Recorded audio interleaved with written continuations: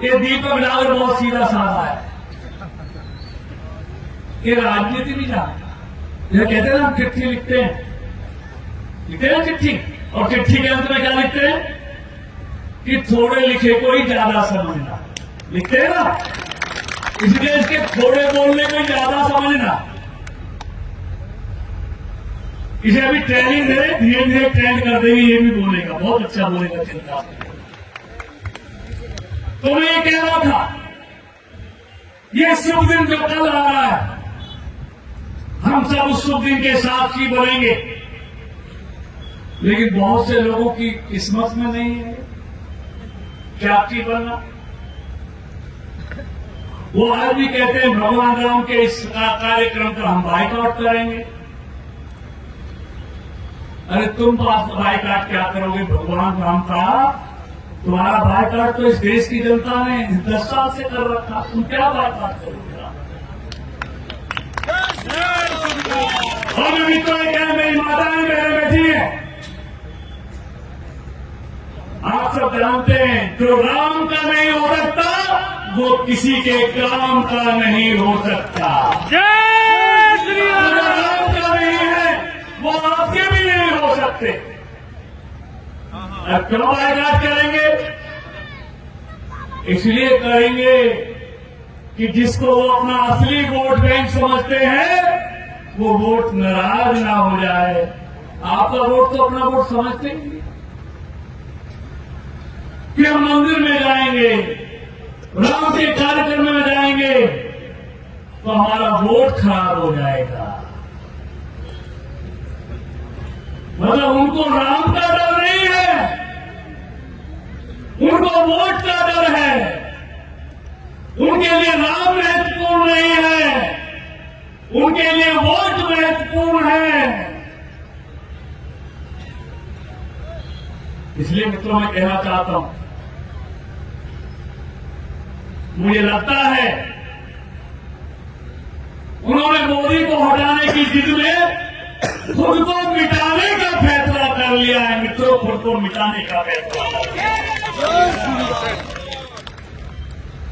ये देश की करोड़ों जनता बड़ी बारीकी से हर किसी को देख रही है कि इस राम उत्सव में कौन क्या बोल रहा है। ऐसे ऐसे इनके मंत्री आप लोग टीवी में देखते हैं। कल देखा ना आपने, इनके बिहार का मंत्री, हेलो, इनके कर्नाटक का मंत्री कहता है पत्थर की मूर्ति में क्या प्राण डालेंगे।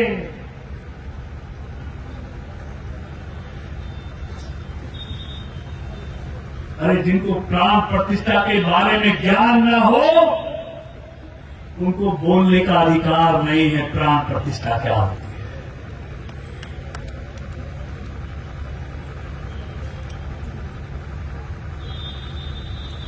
तो क्या क्या नहीं बोल रहे भगवान राम के बारे में।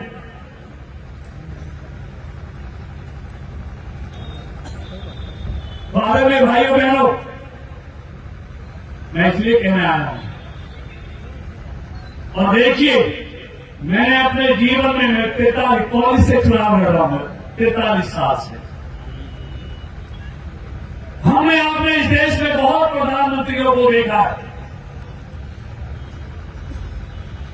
लेकिन ऐसा प्रधानमंत्री ना जीवन में आपने देखा होगा ना हमने देखा होगा। जय श्री राम। जय श्री राम। जो अनुसार 11 दिन के अनुष्ठान कर रहा है भगवान राम की लला की प्राण प्रतिष्ठा के लिए, जो हमारे वेदों में शास्त्रों में कहा गया है कि प्राण प्रतिष्ठा में जाने वाले व्यक्तियों को क्या अनुष्ठान करना चाहिए, वो देश का प्रधानमंत्री नरेंद्र मोदी कर रहा है। 11 दिन के लिए सिर्फ नारियल पानी पर चल रहा है, कंबल पर सो रहा है, देश के हर मंदिर में जा रहा है और सरकार के सारे काम भी कर रहा है। चेहरे पर शिकन नहीं है। ऐसा साधक हमने अपने जीवन में कभी नहीं देखा। नवरात्रे आते हैं तो 9 दिन पूरे जल पर रहता है, पानी पर रहता है, और अपना जन्मदिन मनाता है तो सैनिकों के बीच जाकर, सीमाओं पर जाकर सैनिकों के बीच में जन्मदिन मनाता है। दशकों के बाद एक ऐसा प्रधानमंत्री आप लोगों ने इस देश को दिया है जो देश का विकास भी कर रहा है और देश की सांस्कृतिक विरासत को भी मजबूत करने में लगा हुआ है। न सिर्फ अयोध्या का मंदिर बन रहा है, आप काशी का स्वरूप देखो, जाओ काशी, काशी कैसी बना दी है। आप उज्जैन के महाकाल में जाओ, कैसा स्वरूप उज्जैन के महाकाल का बना दिया है। आप केदारनाथ जाओ, बद्रीनाथ जाओ, सोमनाथ जाओ, किसी भी देश के तीर्थ स्थल पर जाओ, उनको भव्य बनाया जा रहा है। सिर्फ भव्य नहीं बनाया जा रहा, उनको राष्ट्रीय राजमार्गों से जोड़ा जा रहा है, नेशनल हाईवे से जोड़ा जा रहा है। ये क्यों संभव हुआ? इसलिए संभव हुआ कि आपने उन लोगों को देश की सत्ता सौंपी है जो इस देश की संस्कृति को जानते हैं, इस देश के संस्कार को जानते हैं। मित्रों, आज मोदी सिर्फ हिंदुस्तान का लोकप्रिय नेता नहीं है, आज वो दुनिया का सबसे लोकप्रिय नेता है, और ये बनाने का श्रेय आपको जाता है।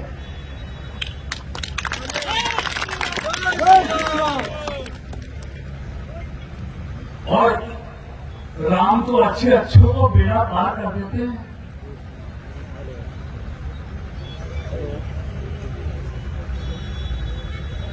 जो भी राम की शरण में गया है उसका बेड़ा पार हुआ है। और नरेंद्र मोदी जी और उनके अनुयायी तो सारे हमेशा राम की शरण में रहते हैं। सदियों बीत गई,